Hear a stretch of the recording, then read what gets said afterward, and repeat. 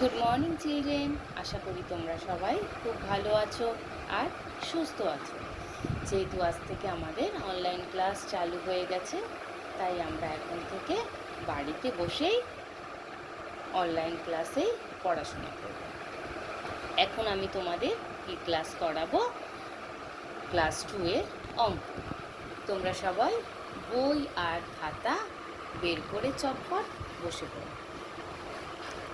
আগের দিন আমি তোমাদের কি করিয়েছি? আগের দিন আমি তোমাদের অনুশীলনী 6-এর 3 দাগের চ পর্যন্ত অঙ্ক ক্লাসে করিয়ে দিয়েছি। আজকে আমি তোমাদের 6 থেকে করাবো। তোমরা সবাই চটপট খাতা আর পেন্সিল নিয়ে বসে পড়ো। অবশ্যই কিন্তু তোমরা সবাই বইটা পাশে খুলে বসবে, না হলে বুঝতে পারবে না।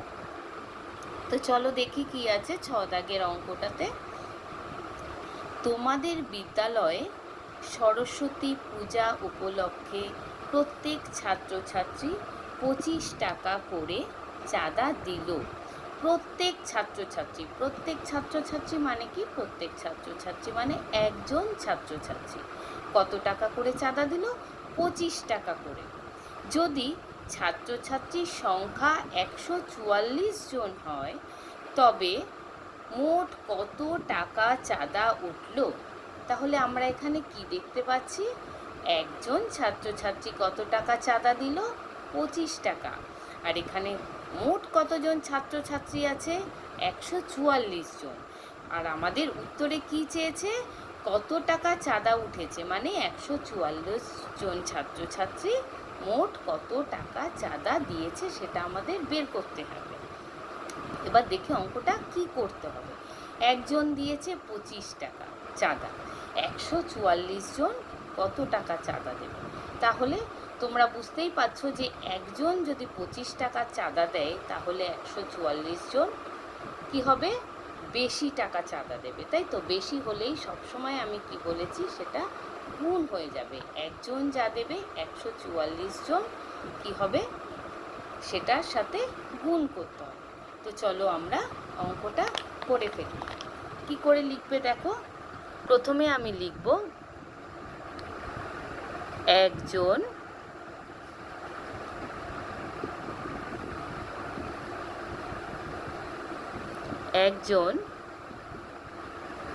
চাঁদা দেয়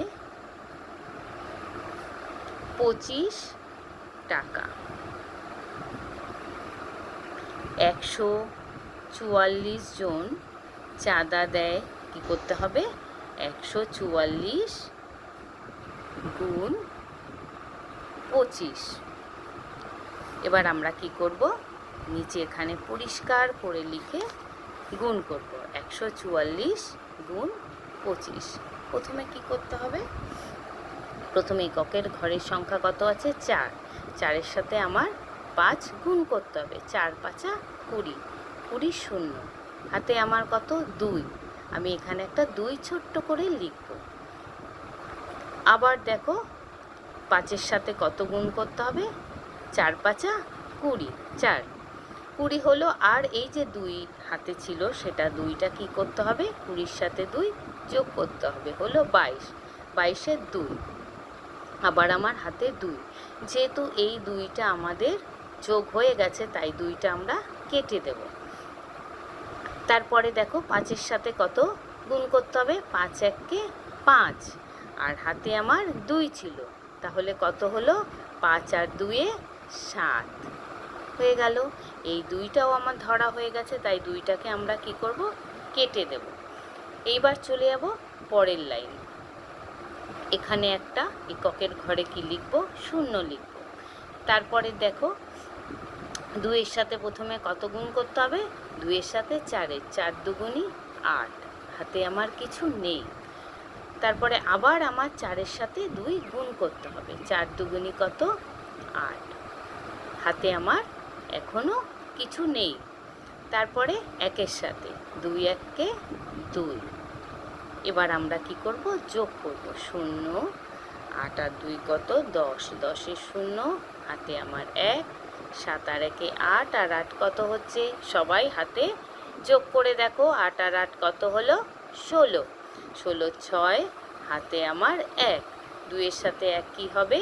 যোগ হবে, হলো 3। তাহলে 3600 কী হলো? টাকা। সমান সমান এখানে আমি কি লিখব? 3600 টাকা, 3600 টাকা। এবার আমি উত্তরে চলে যাই। উত্তরে কি লিখতে হবে?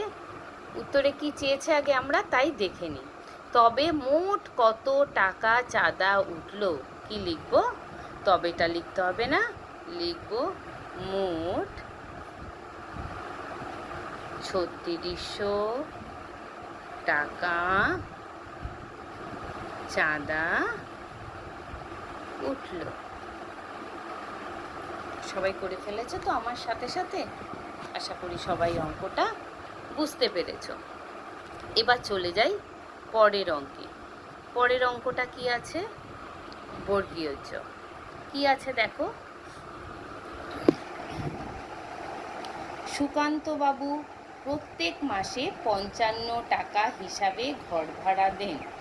আমি এই অঙ্কগুলোর ক্ষেত্রে সবসময় কি দেখব? প্রত্যেক কোথায় লেখা আছে, তাই তো? প্রত্যেক কিংবা একটি, সেখান থেকে আমাদের অঙ্কটা বোঝার চেষ্টা করতে হবে। এখানে আছে প্রত্যেক মাসে, মানে এক মাসে। এক মাসে কত টাকা চাঁদা দেন? ঘর ভাড়া দেন 55 টাকা। তারপরে দেখো কি আছে, 10 মাসে তিনি মোট কত টাকা ঘর ভাড়া দেবেন। তাহলে এটাও ঠিক আগের অঙ্কটার মতো, এক মাসে তিনি ঘর ভাড়া দিচ্ছেন কত? 55 টাকা। তাহলে 10 মাসে কত দেবেন? 10 মাসে কি করতে হবে? 55কে 10 দিয়ে আমার গুণ করতে হবে, কারণ এক মাসে যা টাকা তিনি ঘর ভাড়া দিচ্ছেন 10 মাসে তার 10 গুণ টাকা তাকে দিতে হবে। তাই আমি ঠিক আগের অঙ্কটার মতো লিখে নেব।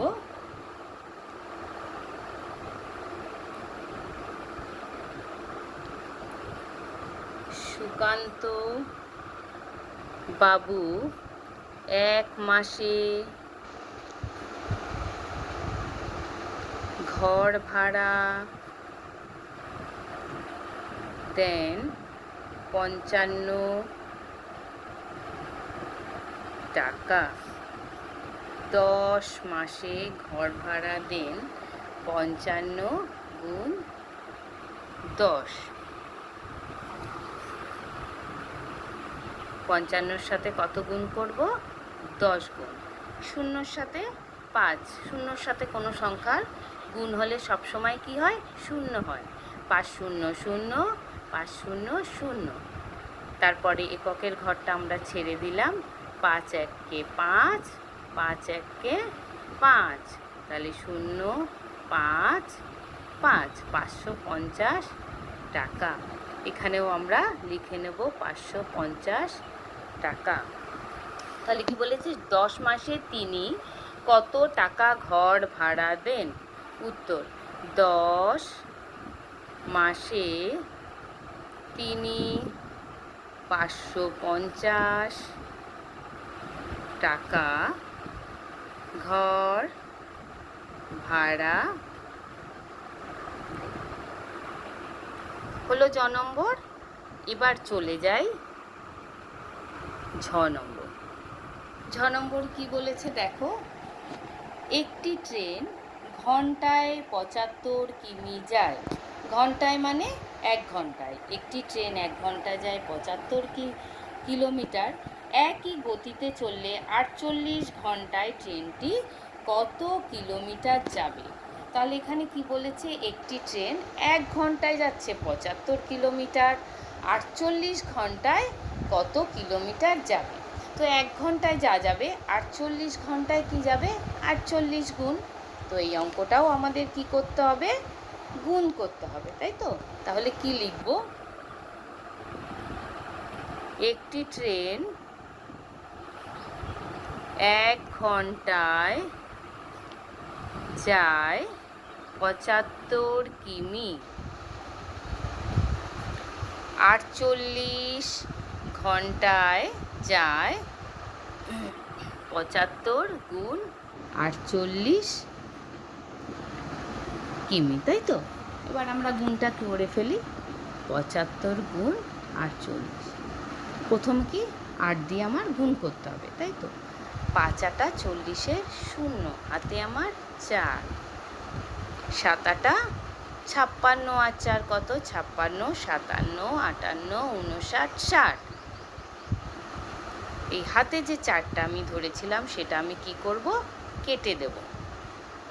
চলে যাই পরের ঘরে। এখানে এককের ঘরটা কি করব? আমরা একটা 0 লিখব। তারপরে 4 দিয়ে 5কে আমি আগে গুণ করব। 4 5 20, 0, হাতে আমার 2। 4 7 28 আর 2 30, তাই তো। 0 0 6 3 এত কিমি সমান সমান 3600 কিলোমিটার। এবার উত্তর কি চেয়েছে দেখো। উত্তর চেয়েছে 48 ঘন্টায় ট্রেনটি কত কিমি যাবে। 48 ঘন্টায় ট্রেনটি 3600 কিলোমিটার যাবে। হলো আজকে তিনটে অঙ্ক তোমাদের হয়ে গেল। আর যে ইঁ দাগের অঙ্কটা আছে সেটা কি করব? আমরা বইতে ক্রস দেব, ঠিক আছে। এই অঙ্কটা আমরা করাবো না। তো সবাই অবশ্যই এই অঙ্ক 3টে বুঝতে পেরেছো। তো তোমরা সবাই চটপট করে খাতায় অঙ্কগুলো টুকে নাও। ঠিক আছে, আজকের মতো এখানেই শেষ করছি। টাটা।